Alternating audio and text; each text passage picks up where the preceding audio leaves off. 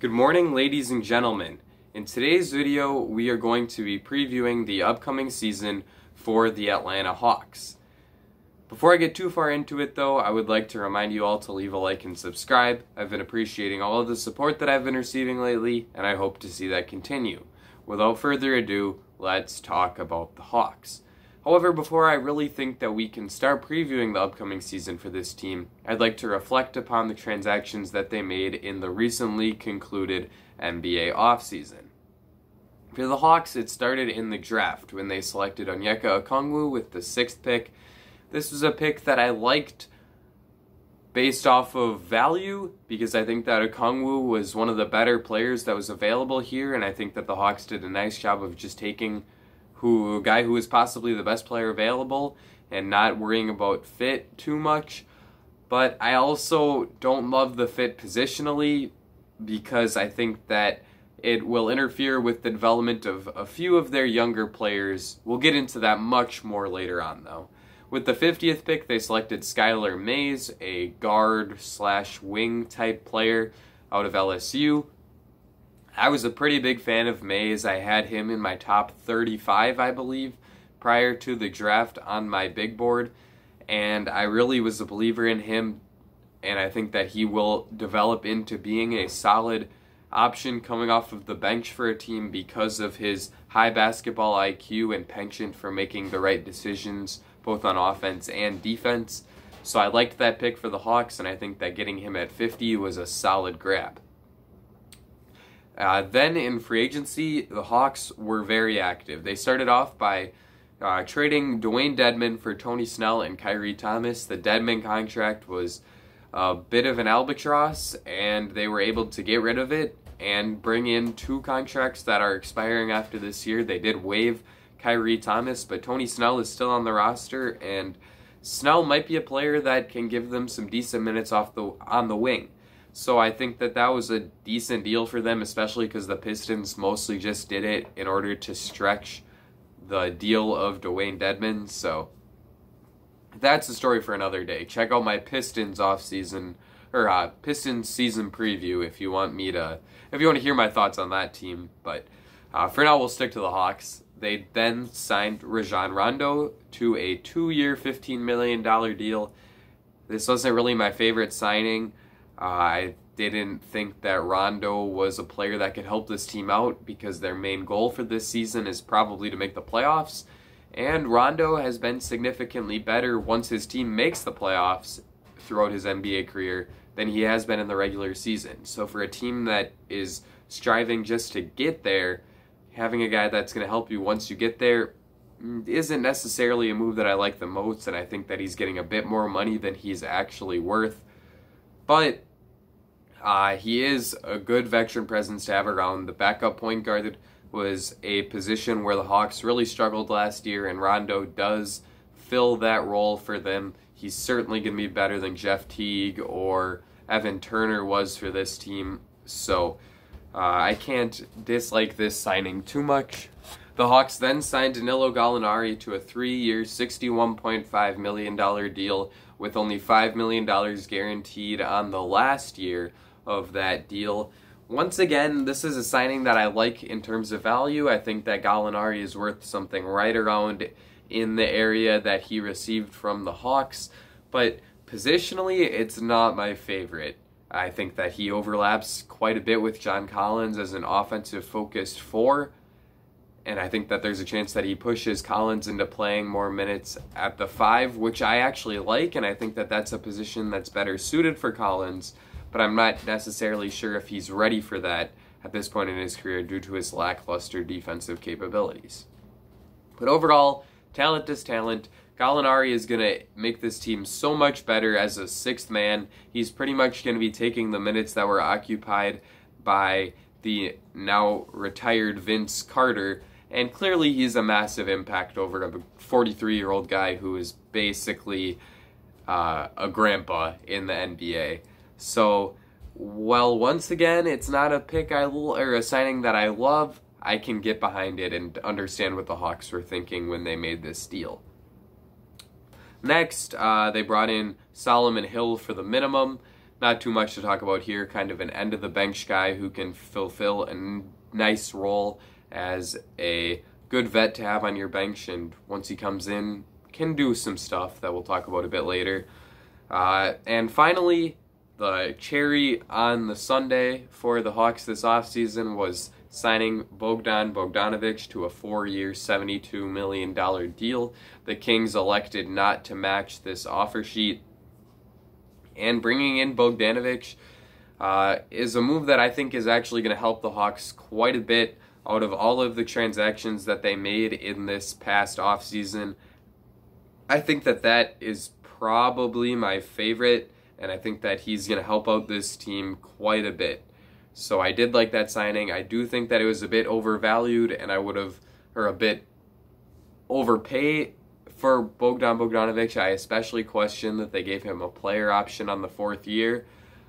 And I also would have rather seen them go after a restricted free agent at the same position who could bring a bit more defensive versatility in DeAnthony Melton. I get there's a big drawback in the ball handling and scoring ability with Melton, but I think that he would have been a perfect backcourt partner with Trae Young.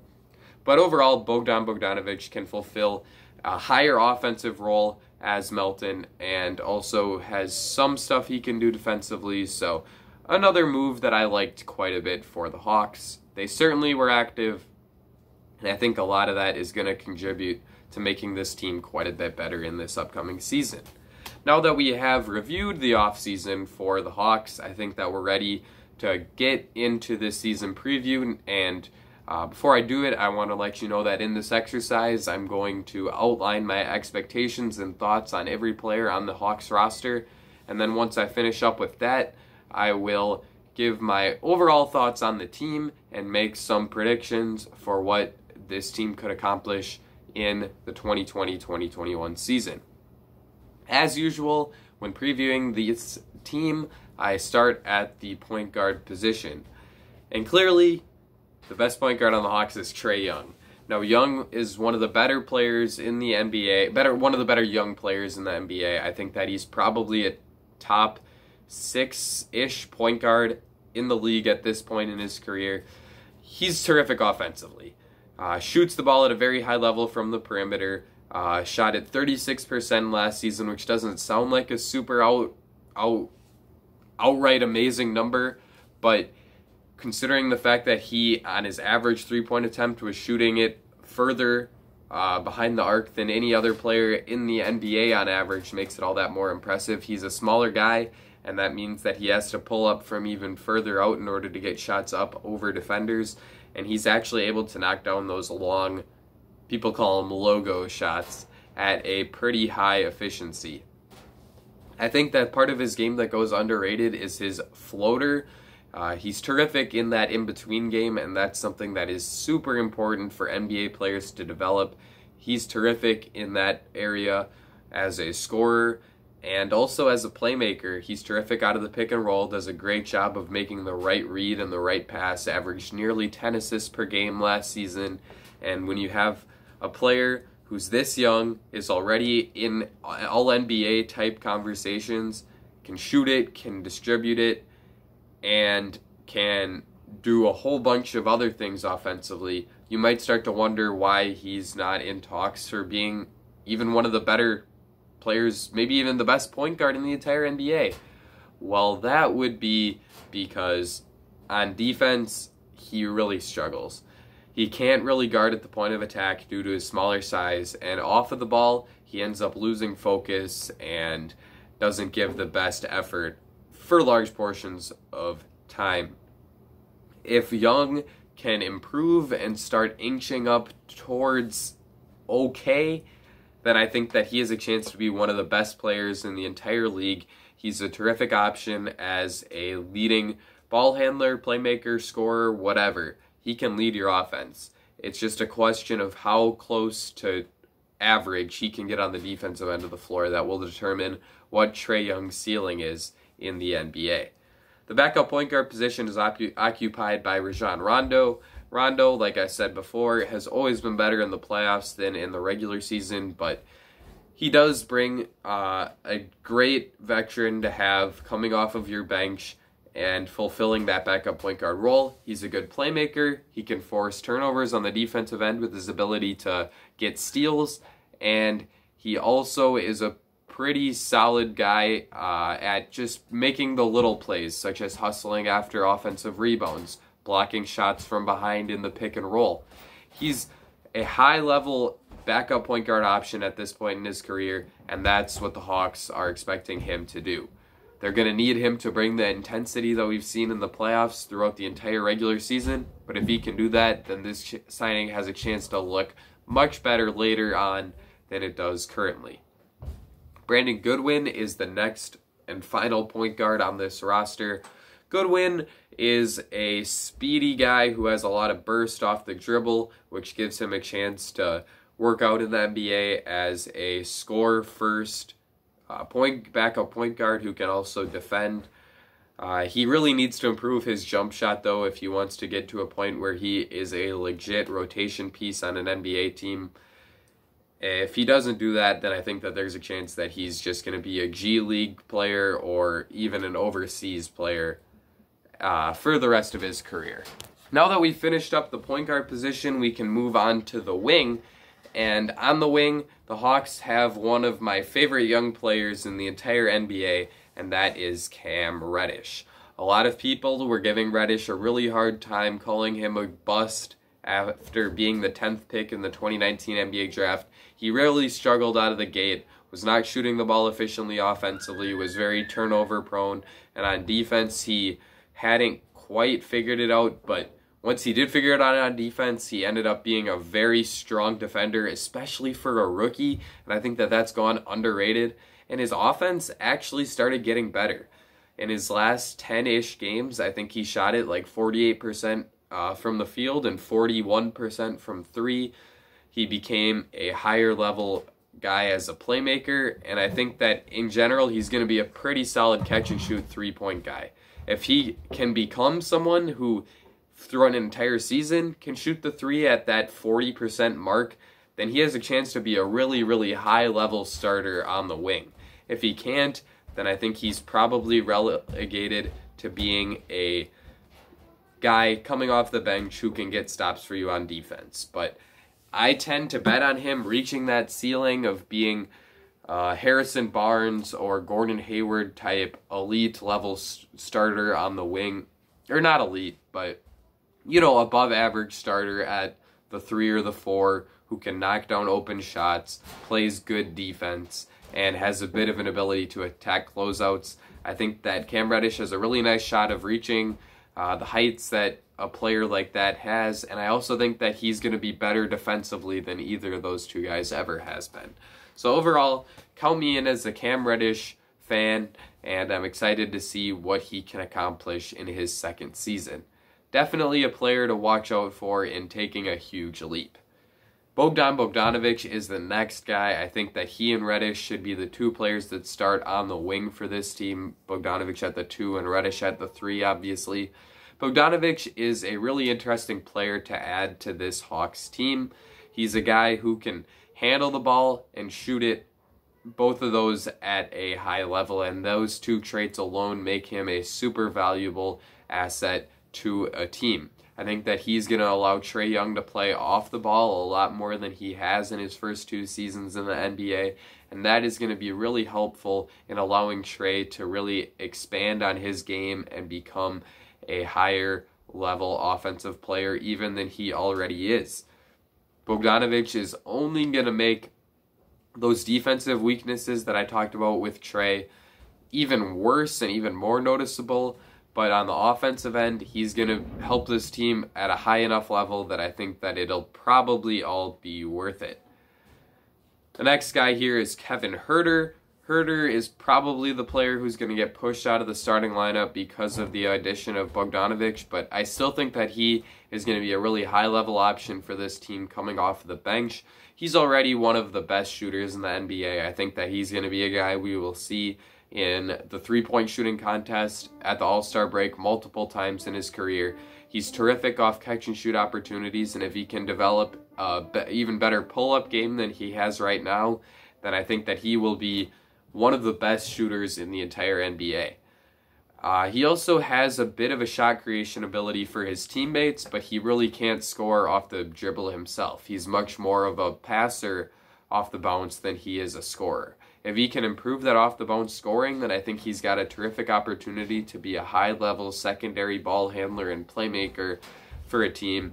I'm not sure if the Hawks are the perfect fit with him because he struggles defensively, same as Trae Young, and a long-term backcourt of two guys that really can't guard is not necessarily something I would be interested in locking myself into if I were the Hawks. But I generally am a believer in Kevin Huerter, and I'm excited to see if he can continue to develop his shot-making game to an even further extent than he already has. I think it's also worth mentioning that he struggled with injuries a lot in his second season, so hopefully we can see him be on the court far more consistently as his NBA career continues. Next guy here is DeAndre Hunter. Hunter was a pretty big letdown in his rookie season out of Virginia. At Virginia, he was one of the best defenders, maybe the best defender in the entirety of college basketball, and he actually struggled on that end with Atlanta. He wasn't nearly the same defensive player as Cam Reddish, who coming in was expected to be better offensively, but probably worse defensively than DeAndre Hunter. I think DeAndre Hunter, in the long term, will be best off playing the 4 because he struggles to move his feet and keep guards in front of him.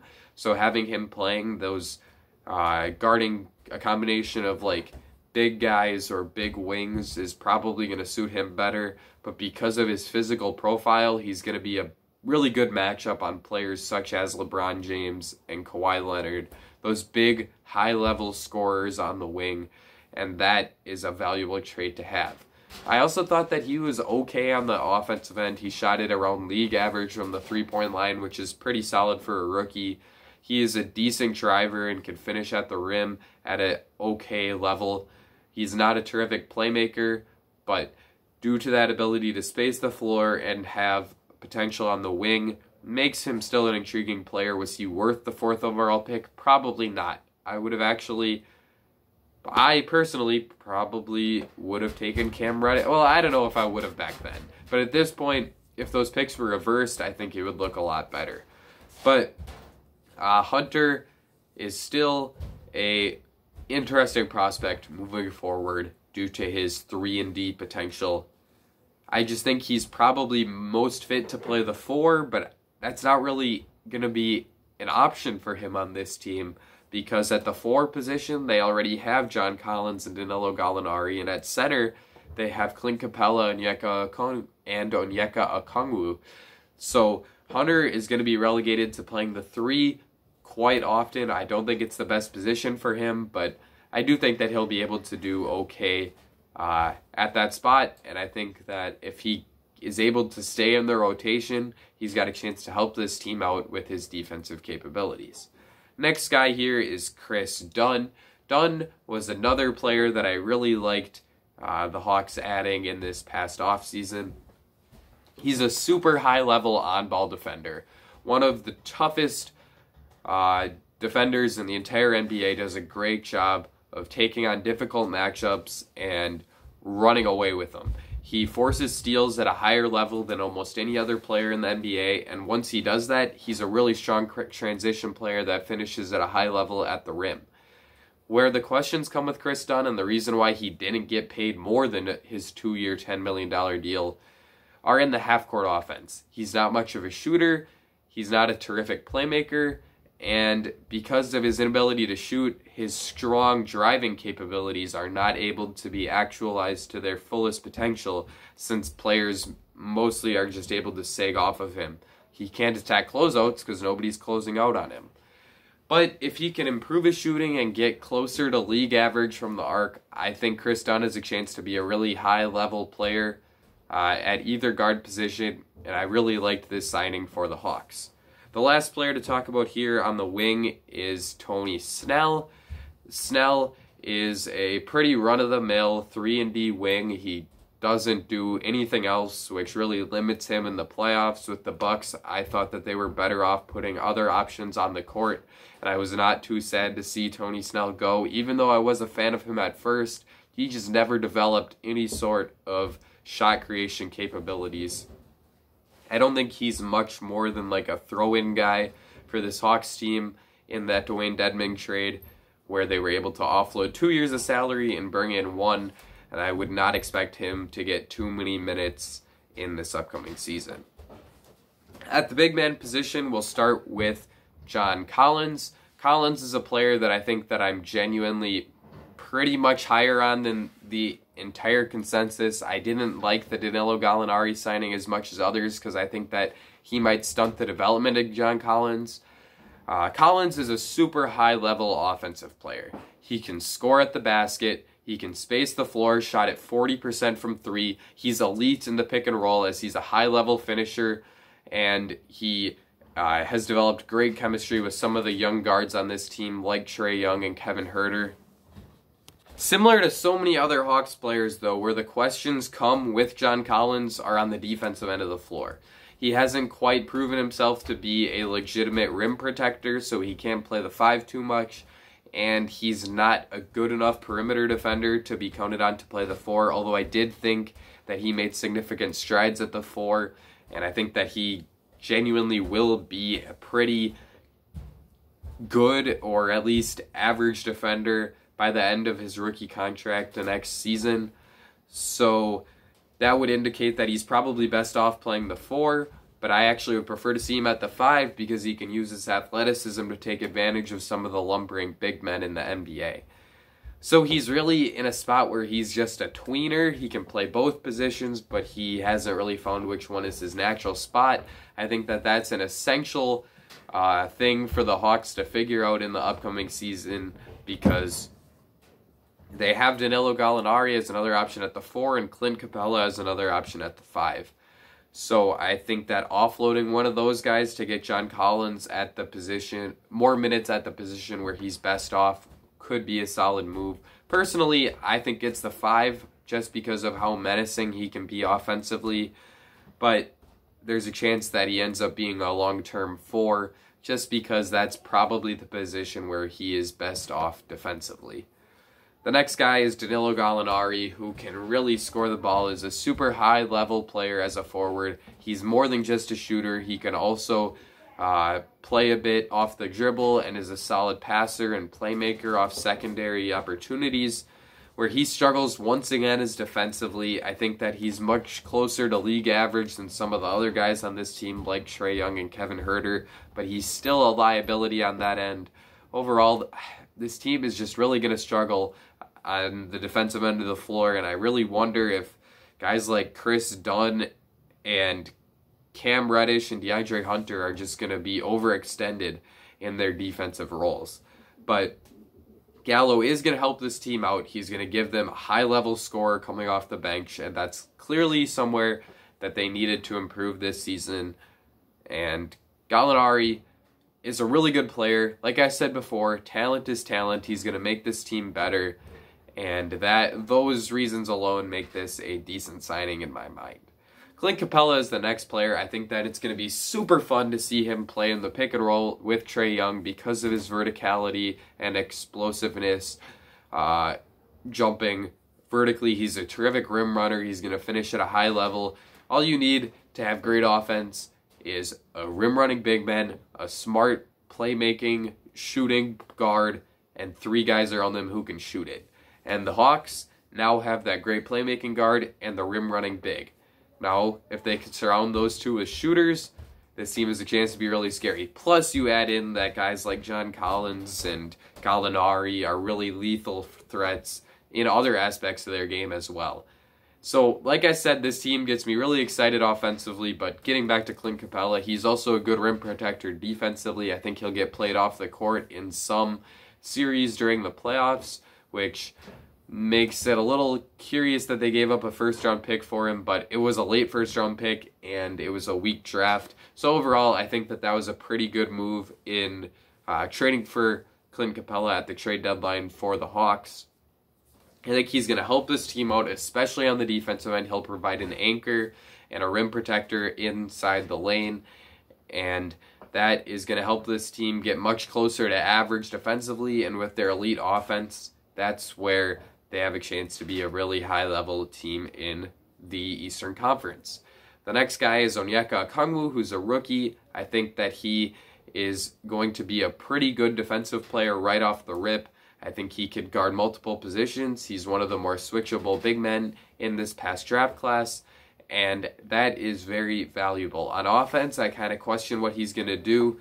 I don't think that he's enough of a vertical threat to really be a superb rim runner. He hasn't shown an ability to space the floor at a high level just yet, and I'm not sure that he has any ability to handle the ball. He was really good in the post at USC, but post-up plays are not common in the NBA, and he certainly won't be relied upon to do that in a stacked Hawks offense. So I wonder how many minutes he'll actually be able to get in what's already a very competitive front court.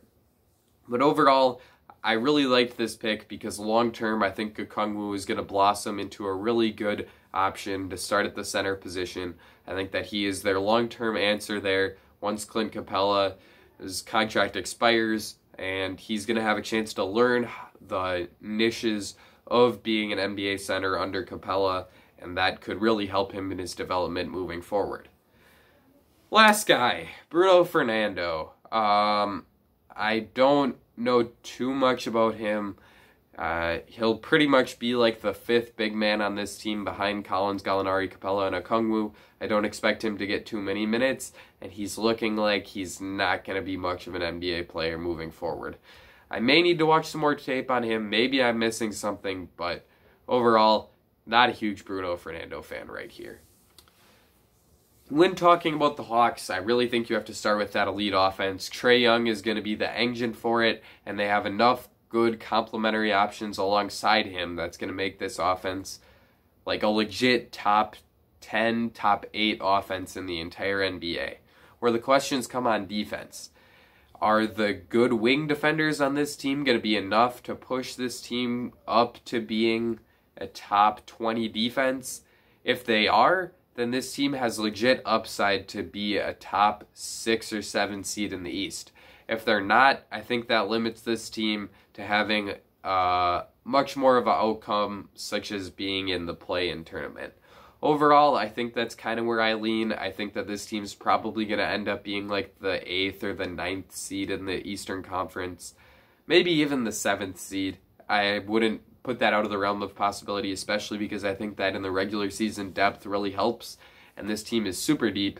In an 82-game season, I would probably pick the Hawks to win somewhere between 40 and 45 games. So in this shortened season, I would probably make the prediction that the Atlanta Hawks will win 34 to 38 games. How many games do you think the Hawks will win this season? Let me know in the comments. Leave a like and subscribe if you enjoyed this video. I think that's going to be it for me. Ladies and gentlemen, I will see you all again very soon.